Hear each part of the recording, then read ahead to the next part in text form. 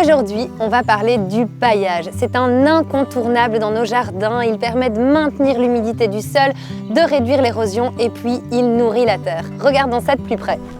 Le sol, c'est la meilleure réserve d'eau qu'il existe pour nos plantes, nos arbres, nos légumes. Il peut contenir des centaines de litres d'eau par mètre carré. Et le paillage, ça va vraiment préserver tout ça. La première perte d'eau, c'est l'évapotranspiration. C'est un phénomène naturel qui fait que l'eau s'évapore du sol, mais aussi de la transpiration des plantes. Quand il fait très chaud au potager, on peut faire un parallélisme entre les plantes et le jardinier. Nous, quand on a trop chaud, qu'est-ce qu'on fait? On boit de l'eau. Et donc le potager, il faut l'arroser et lui donner de l'eau. Et puis sinon, on a tendance à aller se mettre à l'ombre. Donc on essaye de protéger son potager du soleil. Et si c'est pas possible, qu'est-ce qu'on fait quand on est en plein soleil? On met un chapeau. Eh bien, le chapeau, c'est le paillage. Le paillage, c'est un filtre protecteur pour le sol, quelle que soit la météo. Ce paillage, en fait, il va jouer un rôle de parapluie. Il diminue l'évaporation de l'eau en cas de forte chaleur et il diminue l'effet croûtage des sols argilo-limoneux et l'érosion des premiers centimètres d'humus.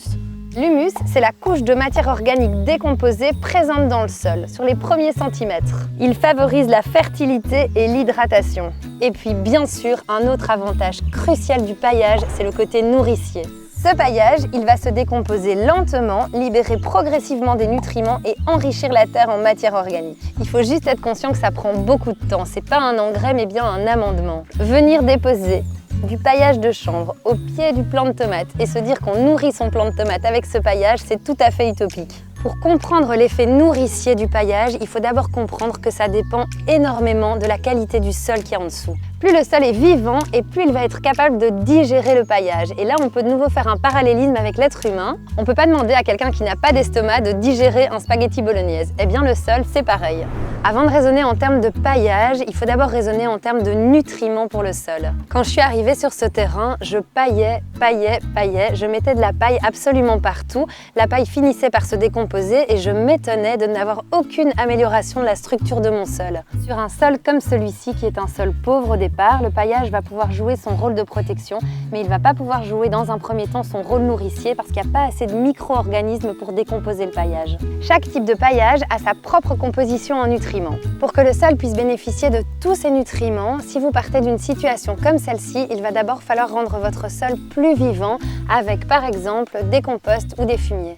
La paille, le foin, le miscanthus, le chanvre, les tontes d'herbe, il existe une multitude de paillages différents. On va découvrir ensemble les principaux. Comme je varie mes apports, sur cette parcelle-ci, j'ai choisi du miscanthus. Il a l'avantage d'être riche en carbone, d'être facilement assimilable par les sols vivants et puis il est produit localement. Ici, j'ai choisi un paillage de foin. C'est aussi un apport qui est carboné et qu'on peut sourcer localement. Ce que j'aime bien de faire dans ma brouette, c'est de le mélanger avec un peu de tonte d'herbe. Comme ça, on est bon sur le rapport carbone-azote. Alors la paille, c'est un paillage qui est apprécié des jardiniers, on la trouve facilement, elle est bon marché. Attention juste qu'on est de nouveau sur un apport carboné.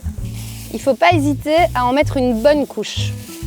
Les tapis de chanvre, c'est un paillage dont on entend de plus en plus parler. Il a beaucoup d'avantages, notamment celui de retenir l'apparition des mauvaises herbes et puis de se décomposer moins rapidement que certains autres paillages. Par contre, on n'en trouve pas dans son jardin. L'idéal, c'est de le mettre en place avant que les cultures n'aient poussé comme ici. Mais j'aime vraiment bien de l'utiliser pour les patates douces et pour les courges. Alors ici aussi c'est du chanvre mais en paillettes, c'est très fin. Vérifiez juste si vous choisissez ce paillage-là qu'il ait bien été trié parce que sinon vous allez vous retrouver dans votre potager avec un champ de chanvre parce que les graines vont germer. La tonte d'herbe, c'est clairement le paillage le plus vert, le plus azoté et le plus facile à obtenir si vous avez un jardin ou vous avez un voisin qui a un jardin. Soit vous l'utilisez fraîche, mais alors attention de ne pas en mettre une trop grosse couche parce que sinon ça risque de pourrir. Soit je la place dans mon compost, je la laisse sécher et puis je viens en chercher au fur et à mesure de mes besoins. Soit vous le mélangez, comme on l'a dit tout à l'heure, avec une matière carbonée. Ici c'est du chanvre et là vous obtenez alors un bon mix carbone-azote.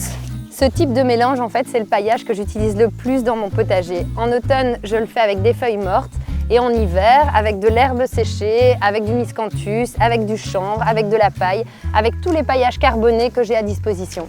Et puis, il y a les paillages plus épais comme le BRF. Ça, c'est un petit peu le menu 5 services du sol. Il faut avoir un estomac solide pour pouvoir le digérer. Le BRF contient de la lignine. C'est un composant majeur de la matière organique qu'on retrouve dans les paillis qui sont boisés. Elle se décompose plus lentement que d'autres matières organiques, comme par exemple la cellulose, mais par contre, elle contribue à la formation d'un humus très stable. Et cet humus stable, il améliore la composition du sol sur le long terme et sa capacité à bien stocker le carbone. En fait, l'idée avec le sol, c'est de créer un cercle vertueux. Plus on nourrit le sol avec des paillis organiques et diversifiés, plus on crée un environnement propice à la vie microbienne. Plus la vie microbienne du sol sera développée, plus il sera riche et capable de transformer la matière organique en nutriments assimilables par les plantes. C'est donc un vrai donnant-donnant. Plus vous rendrez votre sol vivant, plus il pourra digérer les paillages que vous lui apporterez. Et maintenant, vous savez ce qu'il vous reste à faire. À vos paillages!